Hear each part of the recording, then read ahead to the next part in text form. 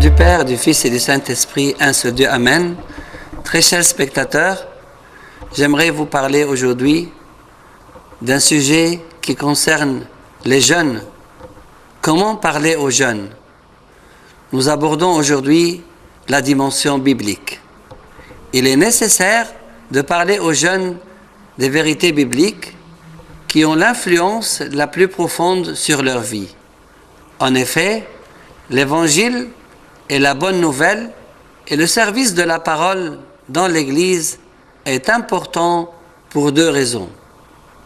Comme c'est écrit dans l'Épître de Saint Paul aux Romains, chapitre 10, « Ainsi, la foi vient de ce qu'on entend, et ce qu'on entend vient de la parole du Christ. » L'homme ne peut connaître la nouvelle du salut qu'à travers la parole de Dieu, lue, entendue ou apparente.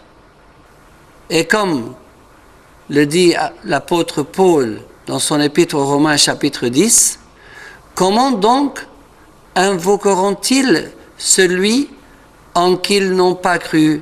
Et comment croiront-ils en celui dont ils n'ont pas entendu parler?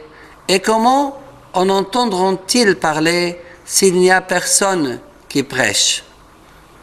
Deuxième chose, comme c'est écrit dans le livre d'Osée, que l'ignorance peut conduire à la perte. Mon peuple périt faute de connaissance. Et comme c'est écrit dans la deuxième épître de Saint Paul à Timothée, il lui a dit, les saintes écritures sont à même de te procurer la sagesse qui conduit au salut par la foi dans le Christ Jésus. Le Seigneur Jésus est le modèle des prédicateurs.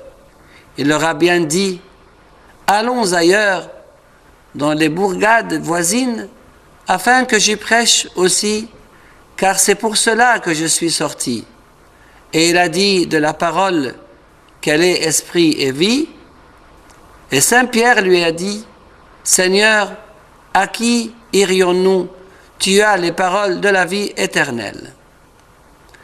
L'Évangile est donc la matière de la prédication, par laquelle le serviteur prend connaissance de la relation de Dieu avec les hommes à travers les âges. Ainsi, le serviteur se sanctifie et se purifie par sa lecture de la Bible. Comme c'est écrit dans l'Évangile de Saint Jean chapitre 15, « Déjà, vous êtes purs grâce à la parole que je vous ai fait entendre. » Le serviteur lit la parole de Dieu, il s'en rassasie spirituellement, il l'étudie en détail, il connaît les commentaires des pères de l'Église et il confirme ses dires aux jeunes par des versets, des histoires ou des situations tirées de la Bible. En effet, la Bible est comme l'épée qui transperce les entrailles de l'homme, elle est comme le feu qui brûle ses fautes, comme le marteau qui ramollit sa dureté, comme le pain qui rassasie l'esprit, et comme la lumière qui éclaire sa route. De nos jours, Sa Sainteté, le pape Shenouda III, nous rappelle toujours en disant « Étudiez l'Évangile, il vous préservera ».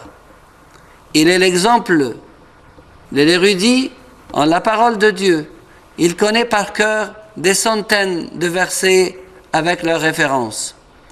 Le serviteur de la parole doit insérer dans ses dires des versets bibliques liés au sujet qu'il traite, des situations bibliques concernant la relation de Dieu avec les hommes, des personnalités bibliques et comment elles ont profité de la parole, d'autres personnalités qui ont négligé la parole et qui ont péri. Quelques moyens de présentation de la Bible aux jeunes sont les concours bibliques, la méditation de textes bibliques et en extraire la morale spirituelle, la lecture collective de l'Ancien Testament et relever toutes les références à Jésus-Christ, et proposer aux jeunes des sujets d'études portant sur l'attachement à la Bible les moyens par lesquels elle nous est parvenue, son importance dans notre vie, ou des thèmes spécifiques tels que la foi, le salut, les vertus, ou encore des personnages des deux testaments. Une parole célèbre dit que la Bible renferme la plus grande espérance pour le plus grand des pécheurs qui la lit, et renferme le plus grand danger pour le plus grand saint qui en néglige la lecture. Aussi, que le Seigneur nous donne d'accorder de l'importance à sa parole dans notre vie et notre service, et gloire à Dieu éternellement. Amen.